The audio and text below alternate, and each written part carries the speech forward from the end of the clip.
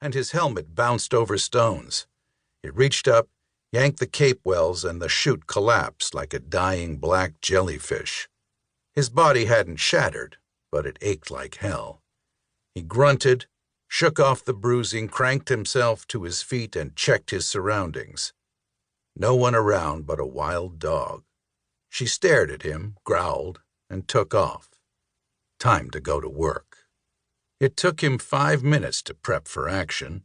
He rolled up the chute and risers and doused the nylon clump with a bottle of liquid bromine, melting the MC4 into a useless puddle.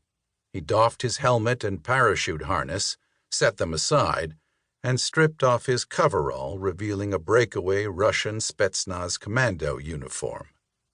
He pulled a small custom load-bearing rig from his ruck, left thigh mount with 3 magazines of 5.45 by 39.5 millimeter ammunition and 2 Russian F-1 grenades.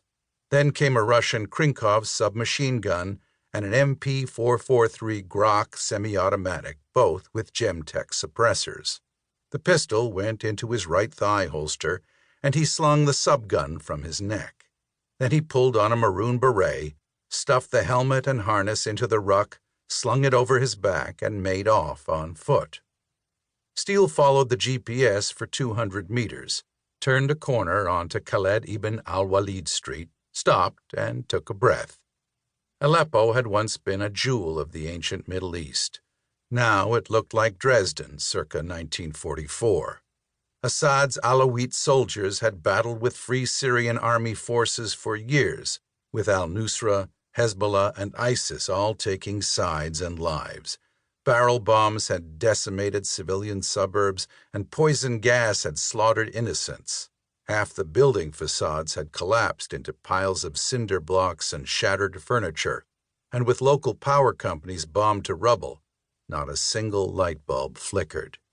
During the daytime, civilians foraged for water and food.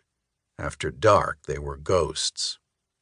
Steele moved carefully along the eastern side of the narrow street until the GPS signaled on target. He looked up. A pair of 2-story buildings, still relatively intact, faced each other across the road. He saw a slim, gleaming steel cable stretching from roof to roof, and checked to make sure each end drooped down to head height and had a carbon steel carabiner attached. That line better be stronger than Mama's clothesline. If it failed him on the extraction, he'd have no other way out. Just below the left-hand snap link, he found a dirt-slathered canvas tarp.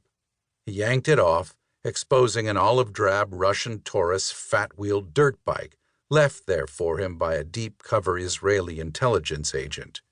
He pulled it upright and swung into the saddle, then spotted an envelope taped to the gas tank. This better not be a goddamn stand-down order. He opened it up, unfolded a note, and his green eyes squinted in the dark. It was a printed travel warning for tourists from the U.S. State Department. Syria, Level 4. Do not travel. Do not travel to Syria due to terrorism, civil unrest, kidnapping, and armed conflict.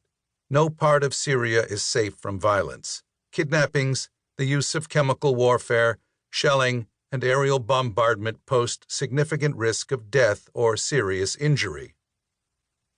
Just below the print was a hand-drawn cartoon smiley face. He smirked.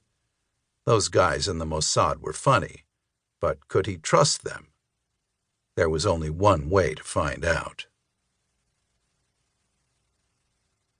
Chapter 2. Eric Steele was in Syria to kill some people. That was the job, and he had no reservations about doing it. Steele was an alpha, one of only 9 special operators attached to the program, a top-tier unit whose missions were outside the purview of CIA, NSA, the Pentagon, and all other alphabet agencies headquartered in and around Washington, D.C. The program's heritage went back to the days following World War II, an interim solution for dirty work between the disbanding of the Office of Strategic Services and the standing up of